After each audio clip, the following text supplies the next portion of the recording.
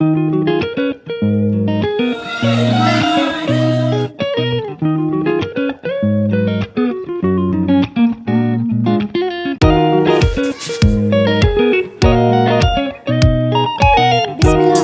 अस्सलाम वालेकुम। क्या हाल है आप सबके? उम्मीद है कि सब खैरियत से होंगे और हम भी अल्हम्दुलिल्लाह, मेरी फैमिली भी माशाल्लाह बिल्कुल ठीक ठाक है। तो व्लॉग को वहीं से कंटिन्यू करेंगे और आज के व्लॉग में मैं आपसे शेयर करने वाली हूँ बहुत ही मज़ेदार से टिप एंड आइडियाज़।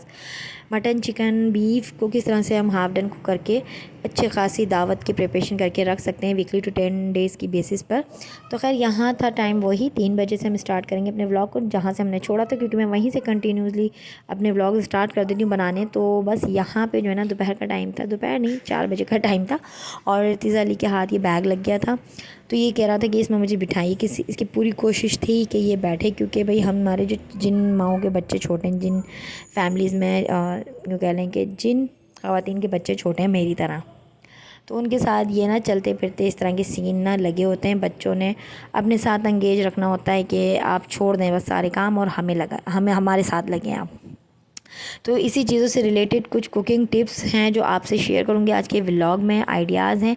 तो व्लॉग से जुड़े रहिएगा। Welcome back to my new vlog. और तो चलते हैं पहले किचन में वापस। और जैसे कि सब्ज़ी वगैरह हमारी आई हुई थी, तो सब्ज़ी को मैंने धो के एक साइड बास्केट में रख दिया ताकि उसका पानी सारा निकल जाए।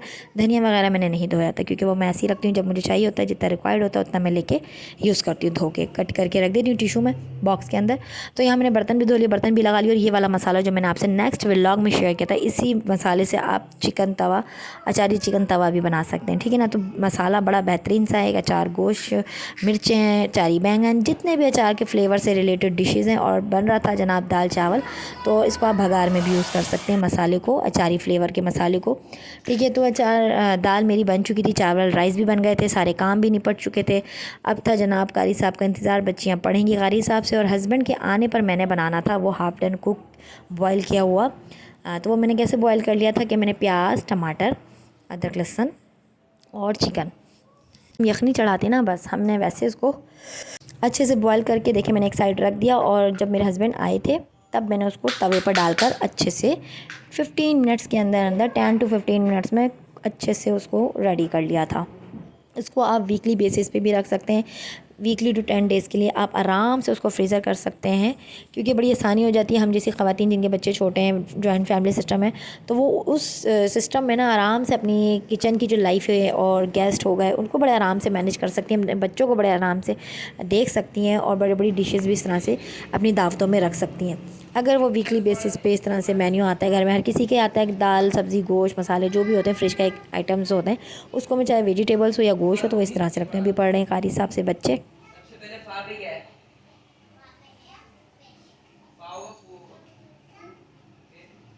तो जनाब बच्चे पढ़ रहे हैं, हस्बैंड मेरे आ चुके हैं माशाल्लाह। और आपने क्या करना है कि मेरी इसमें ऑयल डालना है। ऑयल की जगह आप मक्खन ले सकती हैं अगर आप दावत में इसको रख रही हैं डिशेज़ में, क्योंकि मेरी जो सासू माँ थी ना, स्पेशली मैंने उनको देख देख के सीखा है। स्पेशली वो मटन को ना ऐसे ही बना कर रखती थी, और माशाल्लाह दावतें होती थी तो वो ख़ुद ही माशाल्लाह आराम से ना बहुत अच्छी और बहुत जल्दी कुक कर लेती थी। कढ़ाइयाँ हो गई, इस तरह के भुने हुए चिकन आइटम मसालेदार हो गए, तो स्पेशली वो मटन को ऐसे करके रखती थी। लेकिन मैंने आपसे रेसिपी शेयर करनी थी तो मैंने चिकन के साथ किया।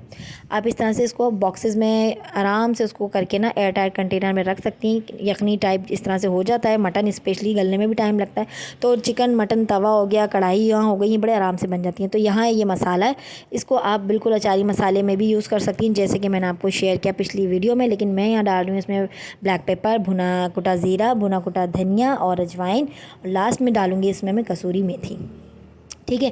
तो ये देखिए, इसके साथ साथ इसका जब पानी यखनी जो इसकी खुश्क हो गई, यखनी को खुश्क होने के बाद इस पर हम डाल देंगे मक्खन। और थोड़ा हाफ़ टिक्का आप स्टार्टिंग में डालें, हाफ़ टिक्का आप एंडिंग में डालें, ठीक है। तो एक छोटी सी रेसिपी थी, टिप्स था, आइडिया समझ लें इसको आप, टाइम सेविंग डिश समझ लें उन ख़वातीन के लिए जिनके बच्चे छोटे हैं। तो जो मेरे लाइफ के पर्सनल एक्सपीरियंस हैं या जो मैं अपने बड़ों को देखती आई हूँ, बस वही डिशेज़ मैं आपसे और वही टिप्स एंड आइडियाज़ शेयर करती हूँ।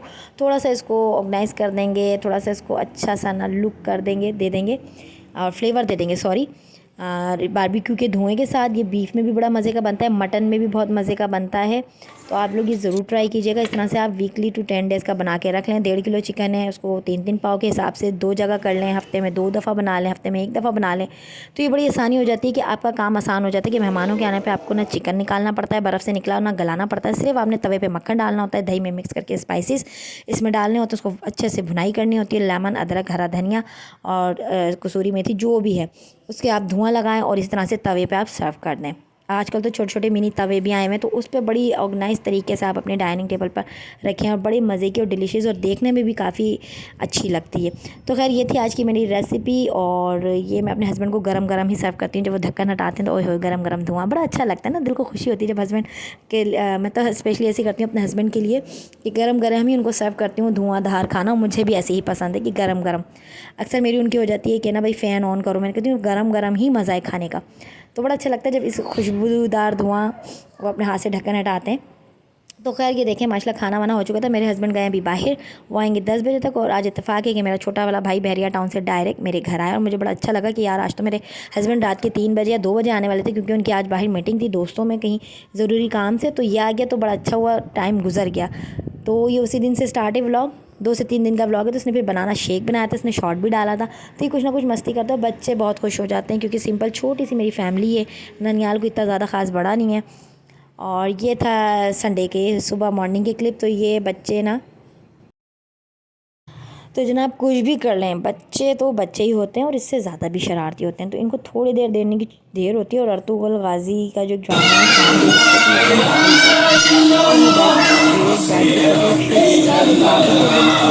है कपड़ों में ही, क्योंकि मैं इनको ना पैम्पर के नीचे लूज़ शलवारें या ट्राउज़र टाइप ही पहनाती हूँ टी शर्ट्स के साथ। और ये ईमान है। तो बस अभी सब जिस हुलिये में उठे थे उसी में घूम रहे हैं अक्कड़ बक्कड़। और तो ये देख सकते हैं आप किस तरह से उन्होंने पूरी बेडशीट्स का सत्यानाश कर दिया, उतार दी पूरी बेडशीट, पूरी उतार के नोच के फेंक देंगे अभी। तो खैर बच्चों की शरारतें तो ये लगी रहती हैं और फिर उनको भी देख रही होती हूँ, नाश्ता भी बना रही हूँ कुछ ना कुछ। तो आज संडे था, देर से भी उठे थे, इनके बाबा भी घर में तो कुछ ज़्यादा ही बेचारे एक्टिव हो जाते हैं। फिर इनके बाबा कहते हैं मत करो, जो कर रहे हैं करने दो, बच्चों को खेलने दो, इंजॉय करने दो। तो ये देखिए जना, मुलायजा कीजिए, पूरी बेडशीट हमारी ख़त्म। तो ये देखिए इतने शरारती हैं हमारे बच्चे। खैर फिर मैंने उनको एक्साइट करके बेडशीट वगैरह बिछा दी थी।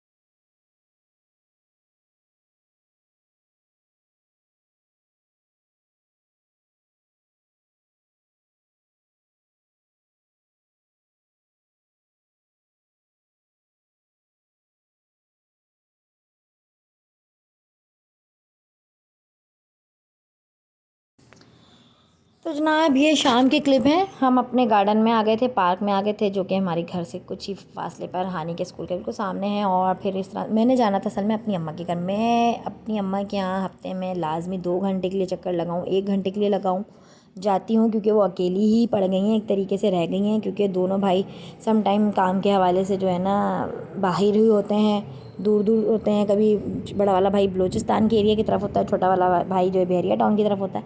तो ज़्यादातर वो अकेली ही होती हैं। और अब्बू हमारे आज़ाद कश्मीर गए हैं अपनी बड़ी बहन, या पता नहीं कहाँ बड़ी बहन है या छोटी बहन है, छोटी बहन सॉरी।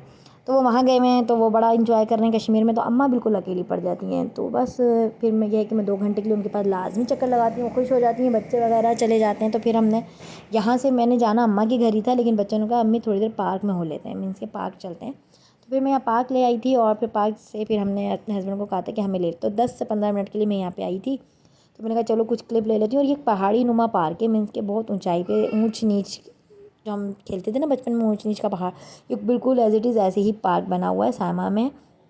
सायमा विलाज है ये हमारा जो विला है, सायमा अरबियन विलाज है। तो अच्छा है और बहुत अच्छा सा यहाँ का इन्वायरमेंट है। और कदम कदम पे पार्क है, मतलब 1-2 स्ट्रीट छोड़ के फिर पार्क है। और यहाँ का स्कूल है। और बस हम निकल रहे थे अब वापसी, क्योंकि अब हो गई थी मगरिब। निकलते निकलते नेक्स्ट डे ज़ाहिर होती स्कूल था, तो फिर टाइम से मुझे वापस आना भी था। तो अम्मा के जाके ये होता है ना कि बच्चे थोड़ा सा खेल के थोड़ा सा एक मतलब अच्छा लगता है बच्चों को अपनी नानी के घर पे ना।